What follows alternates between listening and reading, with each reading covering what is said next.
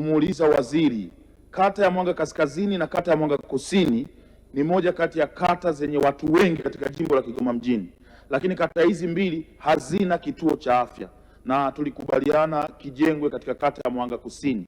Serikali ina mpango gani wa kuwajengea watu wa Kigoma hasa kata hizi mbili kituo cha afya pale Mwanga Kusini?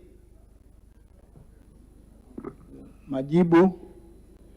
Asante sana Mheshimiwa Mwenyekiti, naomba kujibu swali la nyongeza la Mheshimiwa Chipando au Baba Levo.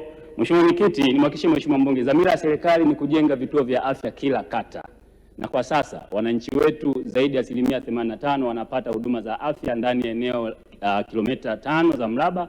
Nimhakikishie Mheshimiwa mbunge tutaendelea kutenga bajeti na kujenga vituo hivi vya afya vya kimkakati ambavyo tayari tumekwisha viombea fedha Wizara ya Fedha ili kuhakikisha kwamba tunakwenda kukamilisha azma ya serikali. Mheshimiwa Mwenyekiti, naomba kuwasilisha.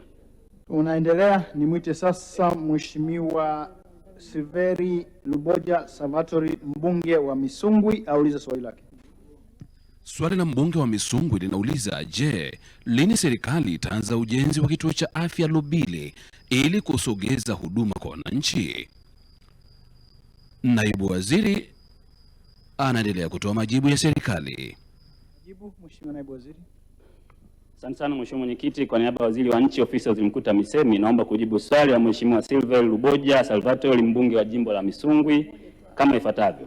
Mheshimiwa Mwenyekiti, katika kipindi cha mwaka wa fedha 2021/22 hadi kufikia mwaka 2025/26 serikali imetoa jumla ya shilingi bilioni 5.4 kwa ajili ya ujenzi wa hospitali ya halmashauri, vituo vya afya Usagara, Mhunduru na Shiralo, pamoja na ujenzi na ukamilishaji wa maboma 5 ya zahanati katika halmashauri ya wilaya ya Misungwi. Mheshimiwa Mwenyekiti, katika mwaka wa fedha 2025/26 serikali imetoa jumla shilingi milioni 700 kwa ajili ya ujenzi kituo cha afya Shilalo. Fedha hizi zimepokelewa na halmashauri mwezi Juni mwaka 2026.